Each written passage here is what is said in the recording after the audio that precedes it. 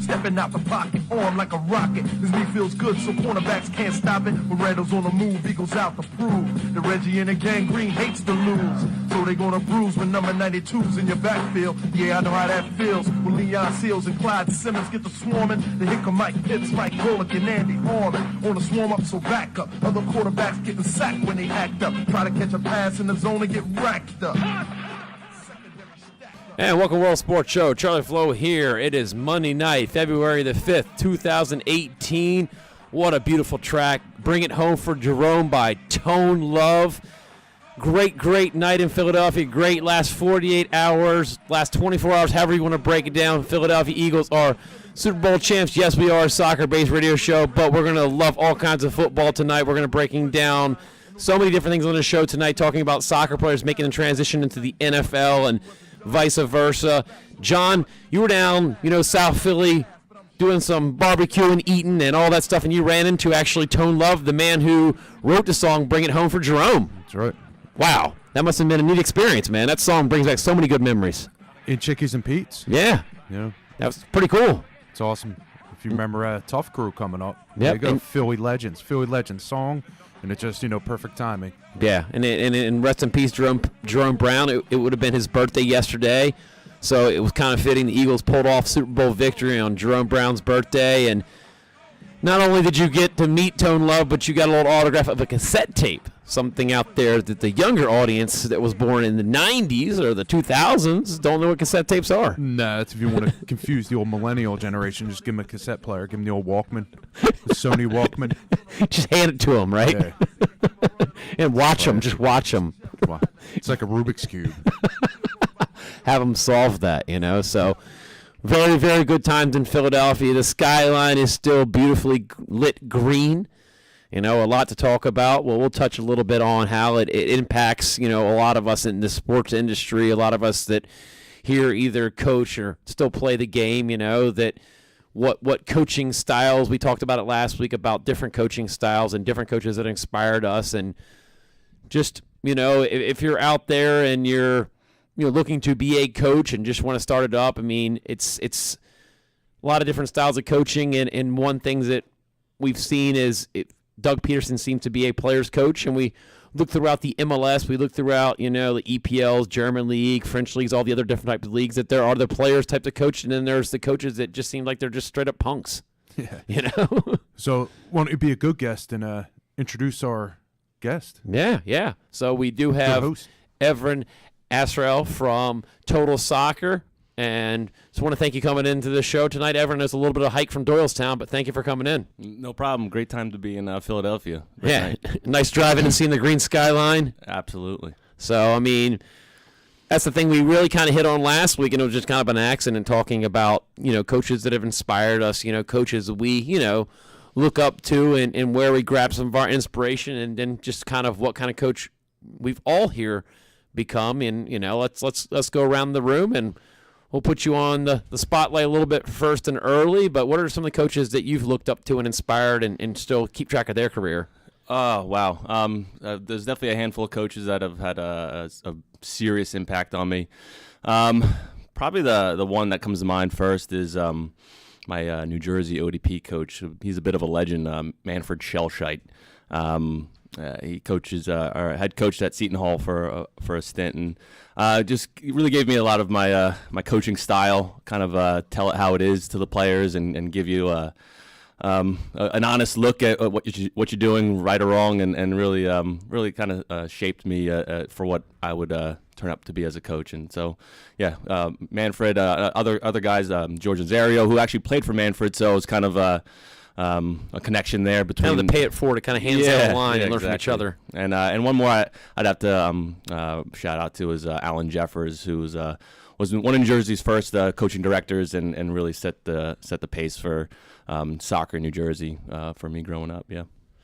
Let's go around to Kevin. What were some of the coaches you grew up with? You've played the other football, the American football, but still, there's a lot of personalities and characters that can be valuable in all sports. Yeah. Take it back. I mean, college, I had some hard-nosed coaches. I had a coach who actually quit.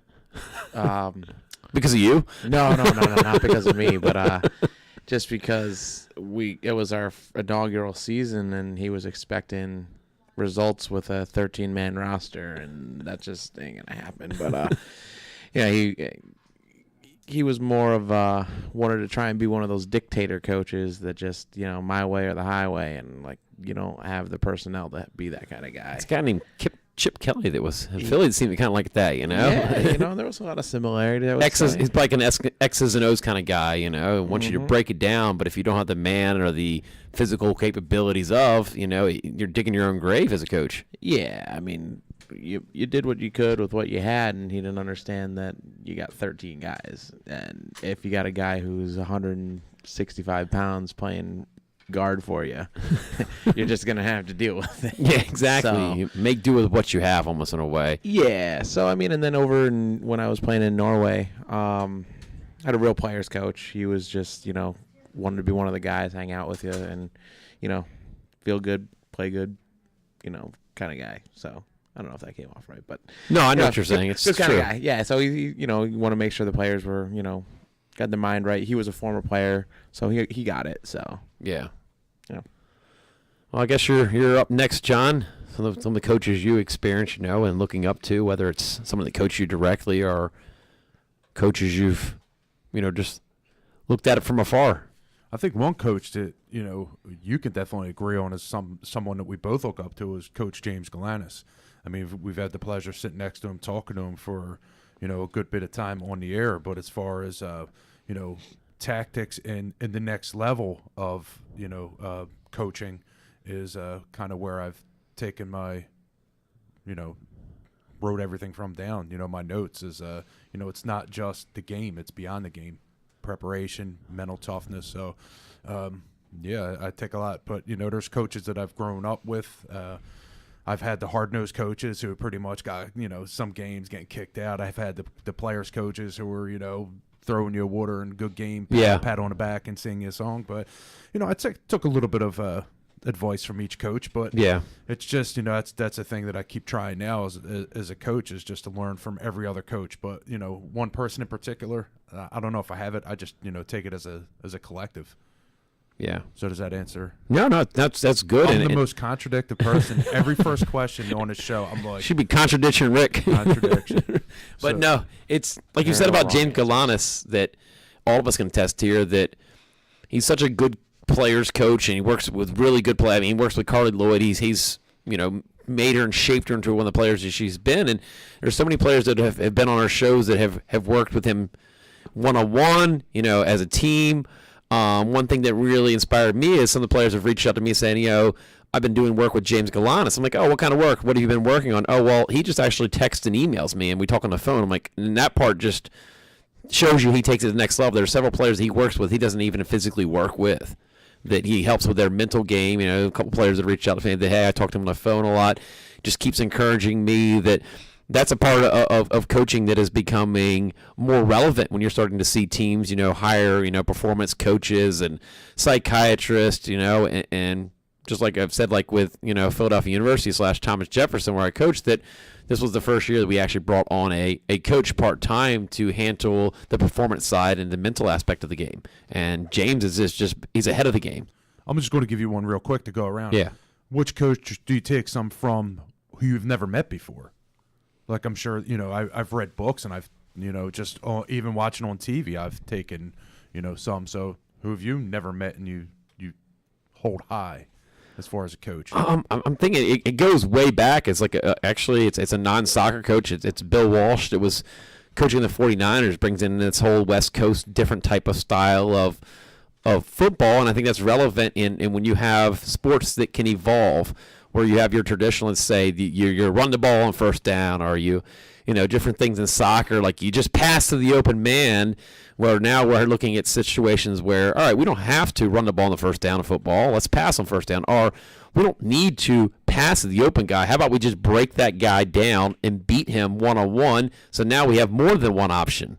Coaches like that, Bill Walsh, that just comes in and changes it up, what we've all been teaching. And I think it's so relevant, especially now with U.S. soccer failing to qualify for Olympics, failing to qualify for World Cups, that we need to look into different ways of developing players mentally and physically, of how they handle adversity. And I'm looking back at my JV coach Ronald Noel from Trinidad and Tobago. Had no problems in 8th grade being on team, playing games, but 9th grade, I got very arrogant. I'm on the team. Tryout was not serious to me. I kind of just showed up, and I played, did enough to break a sweat, did enough to play a decent game during tryouts, and he cut me just because of my attitude. And that was the best lesson I ever learned, that sometimes cutting good players is a good thing to do. They heard about like Michael Jordan getting cut, and that stuck with me. I mean, I was bitter all through high school because I wasn't able to play 9th grade year. Just bitter. Now look back on life, it just really inspired me to want to be a coach, to realize these lessons sometimes hurt, but in the end, it make you a better person. Wait, so Jordan was cut because of his attitude? No, I'm just saying it wasn't that he wasn't big enough. I'm just saying, but it inspired him to work even harder. When he was cut, like as a young kid. I was gonna say, like you're the comparable. No, I'm not comparing myself to Jordan. Like I know we just won the Super Bowl in your high. Well, me and Jordan have never lost an NBA Finals. I can tell you that much. There you go. You know what? You're making a lot of valid points here. It's like a lot of the Tom Brady and Nick Foles comparison. Like Tom Brady's never won an NFC championship. It's true. He never has. I think this all started with the Blake Bortles facts. Yeah. So great Twitter follow too. I think it's you draw a lot of different things from coaches that make you into the coach, and I think things that I've experienced bad experiences. Like I had some horrible experiences playing basketball as a kid, and that's what inspired me. Is also as a coach is almost every basketball coach I played more basketball than soccer growing up. I hardly ever had a basketball coach that could physically do anything. I always had the overweight guy that would sit in a chair and yell stuff. I've had a basketball coach who's never made it through a whole game without getting ejected. And I'm dead serious. This is a whole season. Before the games, the ref will come over. Hey, look, this time you want to tone it down. He's like, okay, everything's going to be good. First whistle. He would turn beet red, and that's it.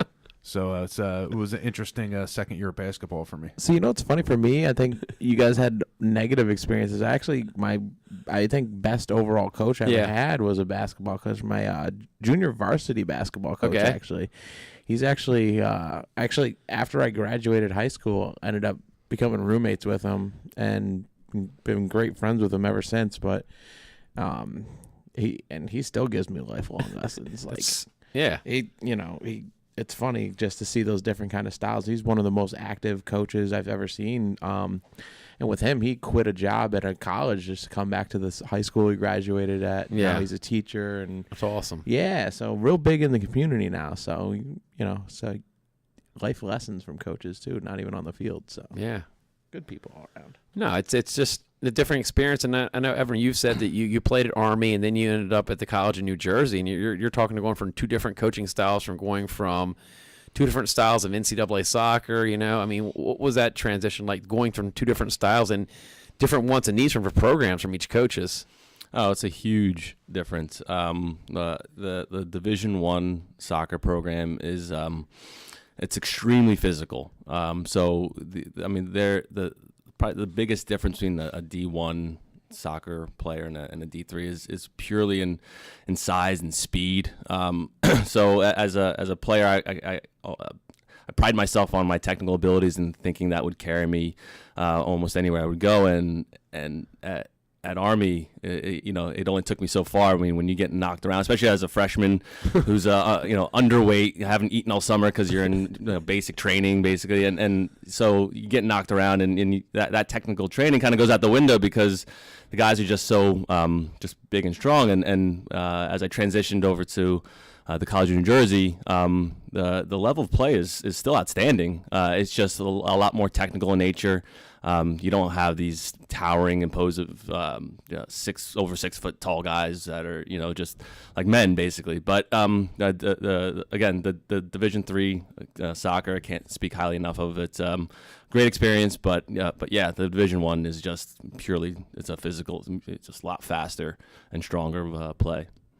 I mean, that's something we've talked a lot about on the show is that, you played, it's cool that you actually played D1 and played D3, and I coached D2, and I think there's a lot of bias, that a lot of times when I'm recruiting, I get a lot of players saying, oh, but you're only D2, and suddenly people walk away from a program if it's D2 or D3. They just walk away. And you played at a lower NCAA level, Kevin, football, and it's just it's interesting about even how coaches will say that, I don't want to coach anywhere but D1. I mean, some of the young coaches, they get that in mind. They only want to coach NCAA D1. Right, and that's that going back to that coach that I was talking about with that quit on us. Yeah. He wanted to turn that program into like a D1 program overnight. Like, yeah, that's not going to happen. And clearly he wasn't the right guy for the job, quitting after 6 games in the season. 6 games. Like, didn't even give us a chance, but, yeah, so you got to – there's difference in levels, but, we're all still athletes and we're all still out there playing the game, so. Yeah, it's how different ways inspire, and just even the differences, Evern, with playing D1 and D3 about the amount of games you're allowed, amount of practices and spring games, and it's a debate we have all the time whether what's the better one, like the D1 programs, but then the players, they don't really have time to develop because they're just constantly playing games. I mean, John, high school, he's playing we were coaching 4 games a week. Yeah, they talk about the idea of splitting the college season for D1 into 2, and I would kind of favor that they did on D2 because we're looking at 2 to 3 games a week. The recovery time is just not there. I'm sure you dealt with the same thing. You're constantly banging your body around in D1. Yeah, your practice time is no longer. It's just recovery. So yeah, it's just stretching is really how your development in season. So, which puts all the emphasis on preseason. And that's the only time you get to develop as a player, a team. That's the only time where you're not bombarded by games. So, yeah, any concept of stretching the season out to a full year calendar, I'm all for it. No, it's like you said, it's the recovery time, and then we're in the middle of NCAA tournament or we're in our conference tournament, and NCAA says you still got to take a day off. I'm like, well, do we pick the day off to recover, or do we take a day off to prep for the next team we're playing? So it becomes a big pain in the butt. And then, John, you told me, like, your high school team, you played in, 2 different conferences almost? That's it, 2 different conferences. And it's amazing, especially with the preseason schedule. So basically it's a 2-month sprint, and it's the same thing. It's recovery. At that level, it's pure recovery. I mean, it's, some of the practices, if we get good weather, it's a walkthrough and recovery. It's more of a mental practice than it's, get back, get ready for the next 3 days worth of games. I mean, the big thing with what I love about Super Bowls now, they have that 2-week bye. And I remember hearing about, everybody's talking all about Doug Peterson's second-year NFL head coach, goes and wins the championship, accomplishment that not many people can do, period, in any sport, being, the new guy on the block. That there was a lot of criticism this past week when they were practicing in Minneapolis because they were practicing without pads and doing walkthrough. And the first thing I hear, and I was talking to my father about, is they're not getting banged up, they're healing, doing the walkthrough. They had last week to put the pads on, but all the articles criticizing and thinking they're going to lose the Super Bowl because they're not putting the pads on and hitting. I'm like, recovery, I mean, that's the ideal thing. How many sports out there, if we looked at the World Cup, and said, you've got 2 weeks off to get everybody healthy, holy moly, that's like the ideal situation. So just to go back to the Eagles, was it good? I mean, it might have been good on the offensive side, but the defensive side, the side where they should be hitting. That's true. So. Yeah, giving up, 500 yards passing, but at the end of the day, they came up in the 4th. Somebody said it best on radio today, is like, they came in they earned their salary in the last play to fumble, that fumble play, or the second to last possession. That's all he needed, one play in that game. But crazy, most yards ever by the third quarter in any game played in the NFL. Yeah, not playoffs, not Super Bowl, ever. I thought there was a lot of offense, but I didn't realize it was that much. But. There wasn't one of these games where the team that put up 70 points, like back in 1942 or something, when they were playing two-way football, like you played two-way football, like some team just lit another team up. But it's goes back to what really, we talked about last week about the whole coaching styles, about the differences we've had in Philadelphia with Chip Kelly being more of an X's and O's and seeing more like don't talk to me players avoid him coaches. I've had coaches like that, and my coach in my last 2 years of high school was like that. He was just not a friendly guy. He was just kind of like you did not want to have conversation with him. You didn't want to make eye contact because he would just brutally just butcher after loss. He would just tear us down to pieces. Now with that, do you think like different levels it works better at? Because look, Chip Kelly had great success in college, but couldn't handle the pros. And you think that has to do with his coaching style, or maybe I've heard it's a control thing. In college, you do have a lot of, control. I mean, especially Evern, you were in the Army, so you guys are on really, it's not just a coach, but you have to follow the rules of the Army there. That the strict schedule fits some players, but then when they become adults, they're saying. A lot of people are saying it didn't work with Chip Kelly in a college level because you're trying to put controls on grown men that have families. Yeah, I think every player responds to something differently. Yeah. From my personal experience, I've always responded best to enthusiastic coaches you want to kind of run through a wall for. Yeah, and I think most players would probably fall in that category. In regards to like Chip Kelly or some of these. Sometimes there's outside factors too. Like especially you're a college coach. How much of it is more about the recruiting and the ability to sell players to come to your program, and that's where the success really is done. And it's not on the field; it's in the living room of the kid and trying to get him to come to your program. And you stack your team full of these unbelievable players, and then it doesn't matter what you put out there; it's going to be pretty good. So but again, I've always been attracted to enthusiastic coaches that enjoy what they're doing and kind of lead with the carrot, not the stick. No, it's true. We talk about that a lot of time when there's certain rosters that you're going to win with this roster, but it's the little things preparing up into. And I think that, especially the game of soccer, when we all get on the field, once the game kicked off, there's not X's and O's like football. There's not constantly stopping, bringing my team over every 30 seconds and talking to them. It flows, so it's that preparation during the week.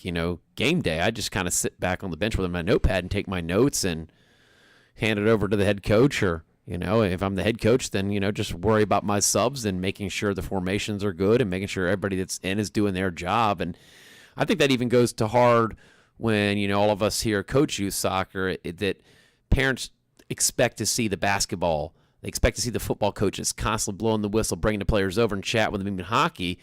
That with soccer, it's not that time of sport. We talk about that a lot in a coaching license. I'm sure that you've been mentioning that the parents want to see that moving around. They see a coach that just kind of sits there and doesn't say much. They think, oh, he's not actually coaching.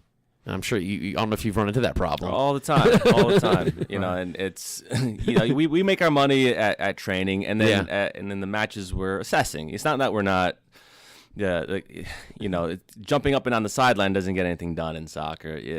But you do have to. You're actively watching. Yeah. And you're preparing.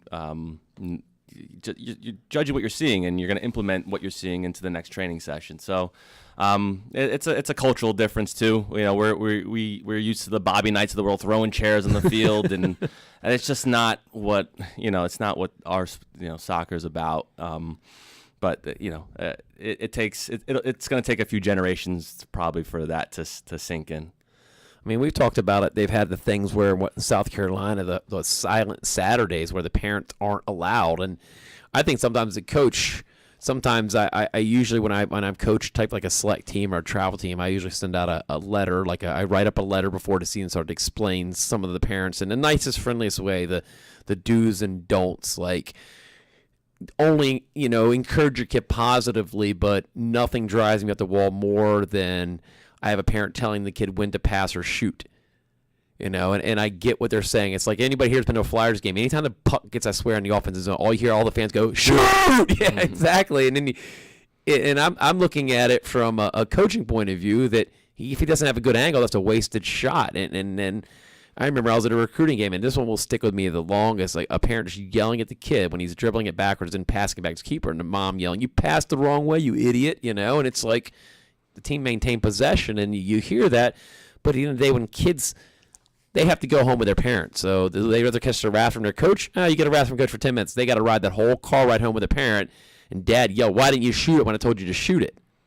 And it's just, I think it's the education of the sport too as coaches.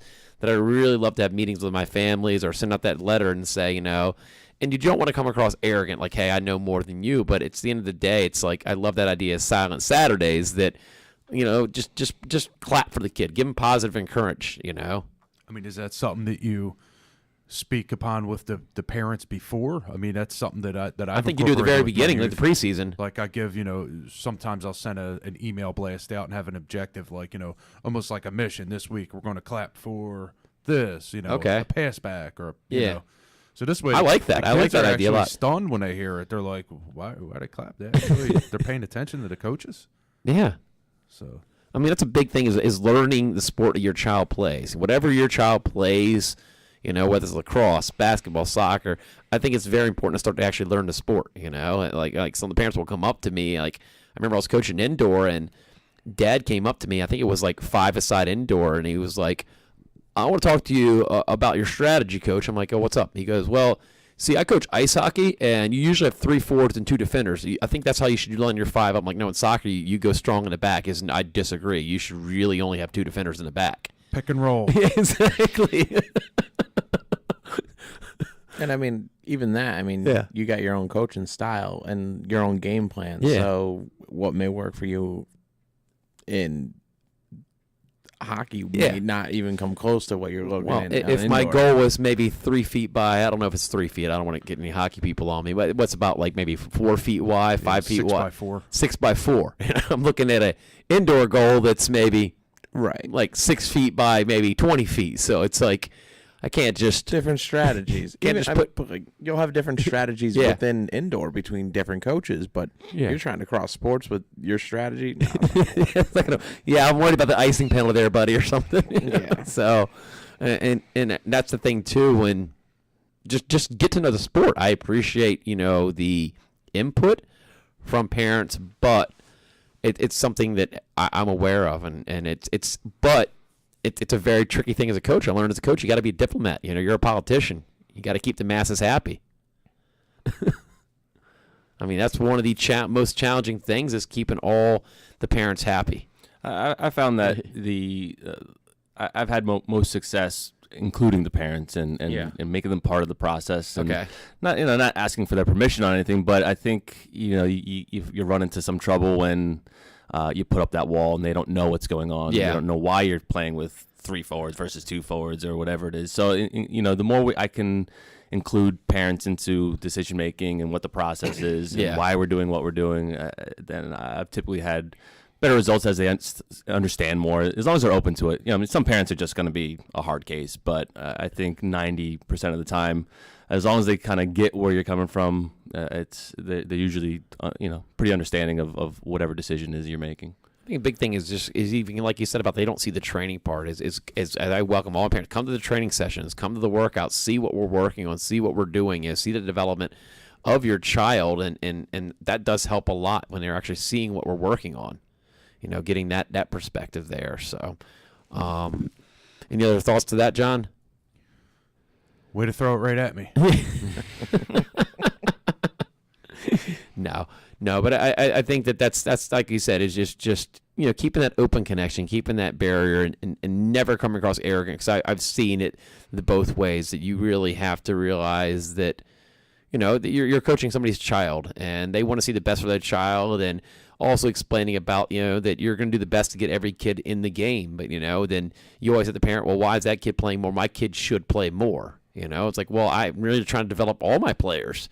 I can't just develop the strong ones. I want to develop all of them so we can get better as a team. 'Cause that's how it works. You aren't just going to forget about a couple kids, because there's going to be those games where we've all coached travel soccer where you really have an 8v8 team and you've got 9 players, or you've got 8 and that's all you've got. And you might have had 3 or 4 players that never touched the field because parents want the best lineup out there to make sure we get that 5-0 win. Hey, I'd rather get a 1-0 win and all my players got something out of the game so we can move forward together. Makes sense. Yeah. I mean, you get your star player goes down, you want your backups to be knowing what they're doing when they're coming in. It's a name that's coming to mind right now. I think Nick Foles? Oh, yeah. Maybe? Yeah. See how that translates? Wow. What a smooth transition. So we're going to queue up a little bit of a break. We're going to come back and we're going to break down a lot of the work that Evern does with Total Soccer. So we'll be right back. Hang on tight.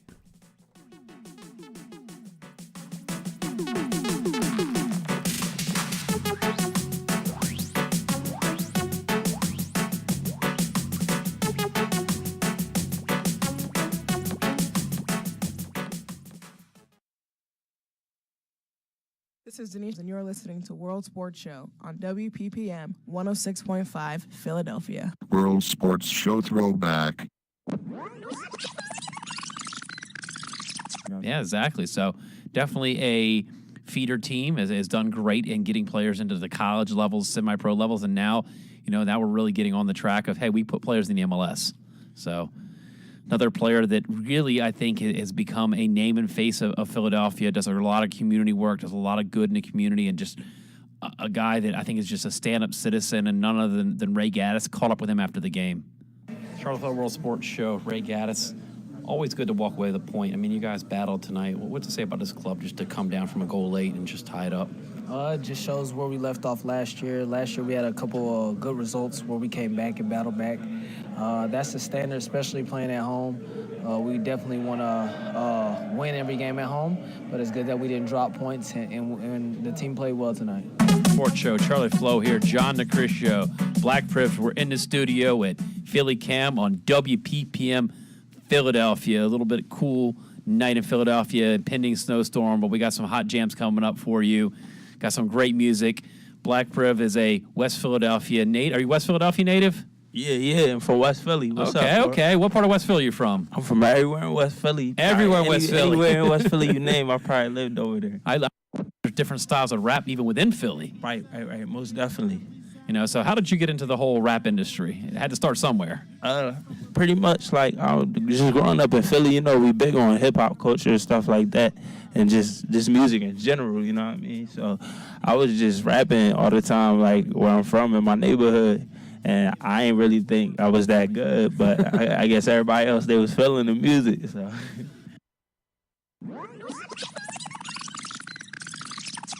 And now, back to the WPPM studios in Philadelphia. This is the World Sports Show. I'm working and thinking I'm blowing on some.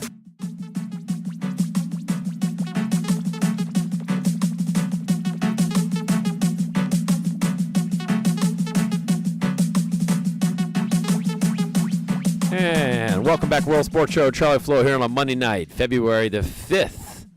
WPPM LP Philadelphia. You are listening to World Sports Show. Check us out at worldsportsshow.com. Check us out at World Sports Show on our YouTube channel for all past interviews and shows. A lot to talk about in Philadelphia. The skyline is still green, lit up great for the Eagles. We're all positive, all having a good time. Just also want to let people know out there on February the 13th. That'll be not tomorrow, Tuesday, but the Tuesday following is World Radio Day, and just so happens that their theme this year is going to be radio and sports. We're pretty pumped about that here at the station, so kind of fell on a year that's good for us. That's right. Yeah, so a lot of big things going on with that, so we'll keep you updated on that throughout the week. There'll be some hashtags to come out, and we'll update you guys on what it means for us and what it means for all radio stations out there. So we're going to break down some of the work that Evern does with Total Soccer. It's a company that I also work for. I've been working for them since early October. Offer all kinds of programs, from its private training, personal training, 1v1 clinics, goalkeeper clinics, team clinics, small group clinics, and we'll just let you hand it off. Evern, how did this all get started? How to get started. So, depends where we want to start off. So, my background, my parents are for 100%, or they're both born in Turkey. So, they immigrated over here before I was born. And so I was born here. My father especially is a huge fan of Turkish soccer and grew up playing and as a fan. And as I kind of got my legs, literally as I began to walk, I had a soccer ball at my feet. And he just, we spent a lot of time together, spent a lot of time in the backyard, just knocking it around and just, I wouldn't call it work. It was just, it's kind of the equivalent of going in the driveway and shooting hoops, So yeah. We would go in the backyard and just, just have a kick. So, my passion and I learned to play, in that fashion as an individual in the backyard with my dad. So that's where the love of the sport really developed. But as far as the business side of it, then yeah, it just kind of that's became my interest, and then your interest in a perfect situation becomes the way you provide for yourself. So I founded a business based on just that concept of making players better, and that's where Total Soccer was formed. And it was I was still in college when we got started. So that's pretty cool. Not many college kids are doing things like that, and that's why I tell a lot of my college players are getting into coaching at the young age, and we can throw some hours out of some of the companies our school has on the side that, and just even we bring in a lot of kids for a lot of our games as ball kids, and we do clinics before the games, and it's one of those things that I really tell a lot of college kids, if I could go back and talk to myself in college, I would have gotten involved a lot earlier in coaching, and would have gotten a lot earlier just involved in understanding and learning of the game. So it's one thing I like about it. It's called Total Soccer, and a lot of that comes to mind is the total football that we see the Dutch play and how they perfected it. And I've had so many coaches, not just coach me as a defender, but coach me on all aspects of the game, because I really don't like the idea when youth players specialize and think that I'm only a right back. That's all I do. I play right back. They start defining themselves, not realizing nobody's ever worked with them as a forward. Our mom or dad has told them. I literally have had kids I've worked with that dad says I'm a forward, so I'm a forward. Right. And I think it's the neat part about the Total Soccer that we're teaching all the aspects. Every kid should learn how to defend. Every kid should learn how to shoot. Every kid should learn how to pass, and also just learn the position and just getting that max touch. And I don't see that in every company that I've worked with. No, I mean, I didn't name it just because it was a fun sounding name. I mean, literally, that's I went with the name Total Soccer because that's what I envisioned for the players that we work with, to just become all around footballers, soccer players. So when we train our players, yes, we keep their what their function is on the field in mind, so we can make the training as specific as possible. But at the same time, we're hitting on all things. We're how to become dynamic 1v1 players, how to defend the right way, how to shoot the right. I mean, we're trying to play soccer in such a way that players can be functional no matter what the system is, and no matter what the coach they're playing for wants of them. Because every situation is going to be different. The coach is going to ask different things of you, and you've got to be able to adjust. And if you can't adjust, you find yourself not as necessary anymore. So. I think it's vitally important that players are just very well rounded. Yeah, I mean, we talk about player development. It is so key, and I think this is a very, very, very important time. Us in the USA, that a lot of eyes are on trainers and coaches like everybody here, because of the not qualifying for the World Cup. And I think the bigger picture that a lot of people aren't looking is us not qualifying for Olympics. That's the U23s and how we're doing in these under 19, under 20 World Cups. I mean, it seemed like years ago we were doing very well, but it seems now that we've fallen off. So I think it goes back to player development and what is the national team doing? What is ODP doing? What are we doing? What is each club doing? And it just wanted to address those subjects with you. Yeah, the one takeaway from the men not making the World Cup is that it can be a positive thing if it forces us to take a hard look at what are we doing. If we squeak by that game and we end up with a draw and we go to the World Cup, do we just stay on the same cycle of up some years, down some years, and not really moving forward? So I think this can be a positive thing if we do take a hard look and make some sweeping changes. And those changes, look, it's not a simple thing. I've listened to a lot of different talk about it and had a lot of conversations, and it's a deep problem. The fact that we didn't qualify, but yeah, I think a lot of it goes into player development. I think it goes into the pay to play model. There's a lot of factors. Just coaches' education, our league. If we had stronger, if we had a promotion relegation system, so there's a lot of hot topics being thrown out there. But the one I have control over with Total Soccer is certainly player development, and I think that's at a grassroots level, that's where our focus is going to be, and that's where we can really be helpful to making some positive change for our men's national team and just the sport in general down the road. Yeah, I mean, you hit on a big thing that a lot of people aren't bringing up, that scenario that say USA does get that second goal. We go to Russia. We would all celebrate. We'd be happy in our pubs. We're going to the World Cup. But what that one goal, is that totally changed soccer or not changed soccer? That the fact that it came down to that game is a bigger concern than anything. That if we had gotten through, then maybe we have the same president. We didn't have this whole thing now where we have this president election coming up for U.S. soccer just in a few days, basically, that what moving forward are we going to do? We have a lot of people like Eric Winaldo talking about the promotion relegation, the MPSL, which I coach in. He's really getting supported from our league because he wants to, work with the promotion relegation.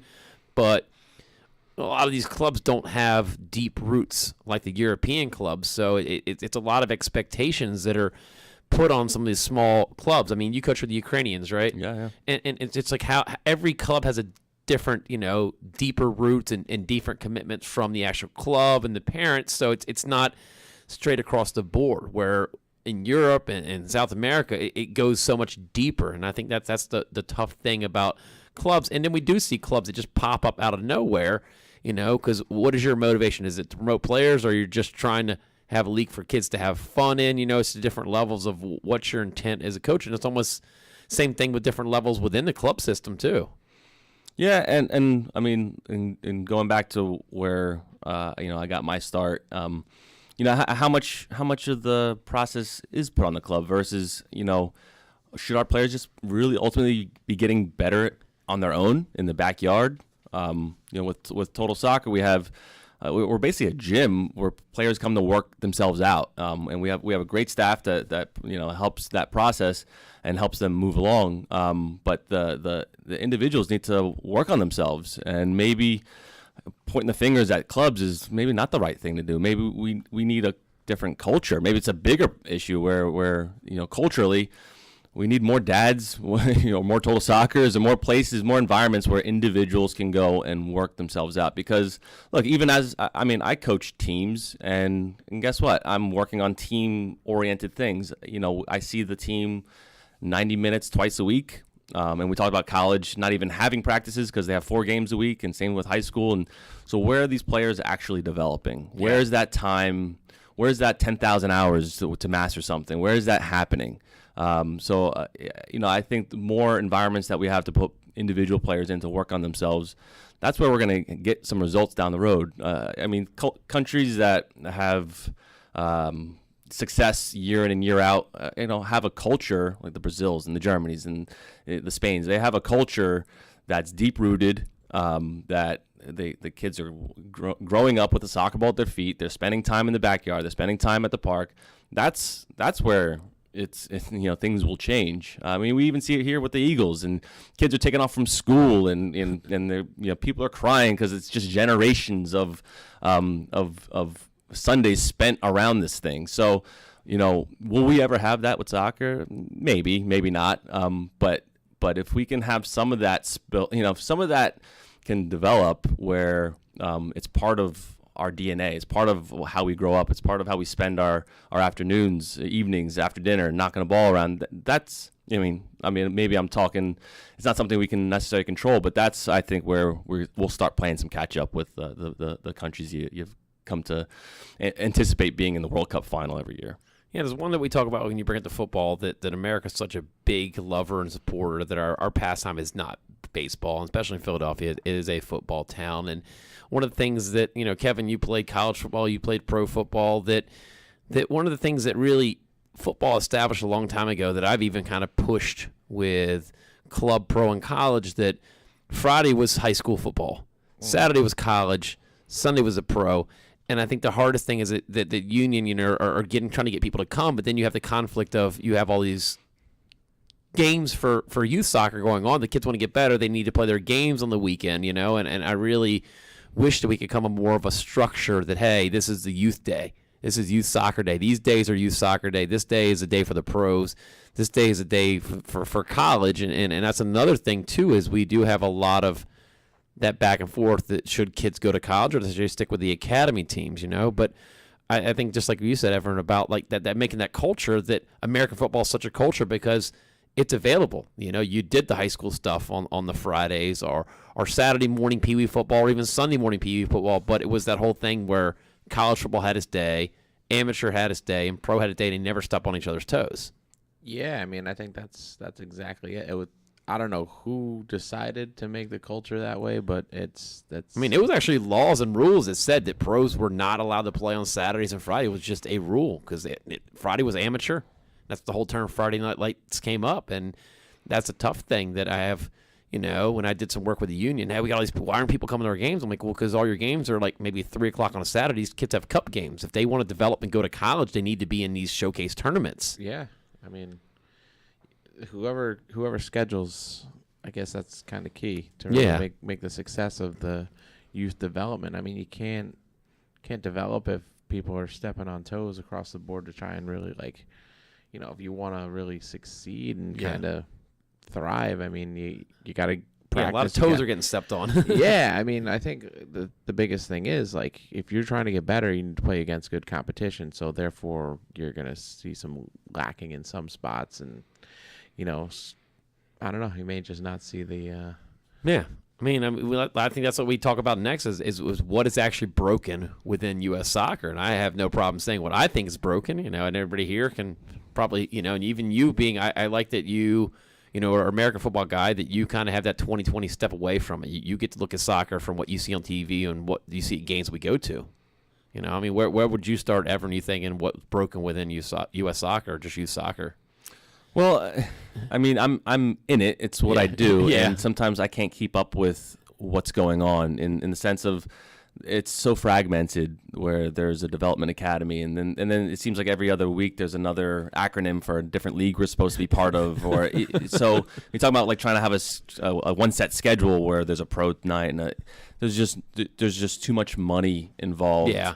And there's too many people with something to lose that no one's going to give up their turf. No one's going to just do what's right for the game. Say, yep, Sunday, no youth soccer. They're going to be like, heck no, man. I got a Memorial Day tournament coming up. That's 3 days. Right. So, I mean, organizationally, it would be nice. It just seems a lot simpler in other countries where every town has its professional team, and they're in a variety of different, levels of leagues, but it's all under one umbrella. It's like a family culture, yeah. Right, and it's a simple setup, and for whatever reason, we've got. I mean, even our second division professional. I'm not even sure what it is. Is it USL? Is it what? I don't think it even knows because we have the NSAL that said they're moving to a European calendar, aka we're not folding yet. So. We're on, and our professionals are on a different calendar than the rest of the world. Yeah. And it just there's a lot of reasons.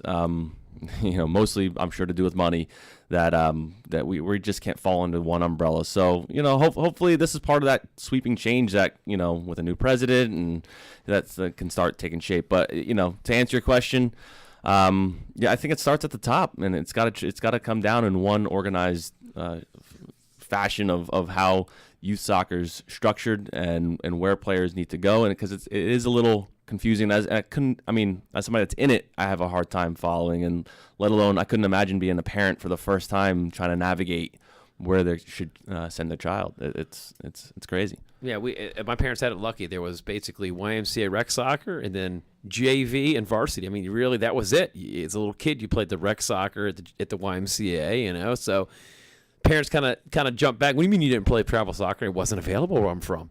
It just didn't even exist, and sometimes people just don't, understand that it sometimes, like, I had a hard time understanding that when I came to Philadelphia when I'm working and training kids privately, and like I only play for my high school. My coach won't let me. I'm like, what are you talking about? Do you want to go to college? Yeah, I do. I'm like, well, you better play high school soccer.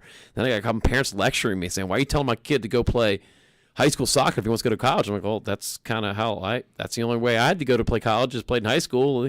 YMCA soccer cut off at like 12. So it's just, even within our country, there's different culture within. There was just no such thing as club soccer where I'm from. It just didn't exist. Yeah, I mean, I think even with the total soccer and what you guys got going on there, like, people are getting exposed in different ways. Yeah. It's not like how it was when we were all growing up. For me, I had one youth league for football, and that was it. And, yeah. for basketball when I was playing, it was, here you go, or you can pay more money than I was willing to commit because basketball was just kind of a pastime for me.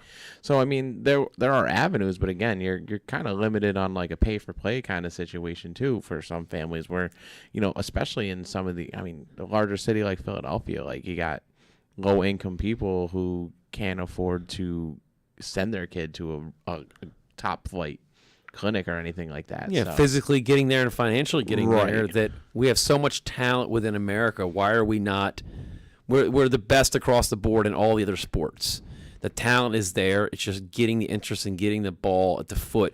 Look at Brazil. Some of the poorer countries in the world have won World Cups. They find a way. Yeah, because even like in Turkey, Evern, that Turkey's not a very wealthy country, but them getting into the 98 World Cup and actually making a difference, I mean, that country must have been going nuts. Oh, yeah, absolutely. It's just that whole, like you say, culture is American football, basketball, all those balls are put in our hands.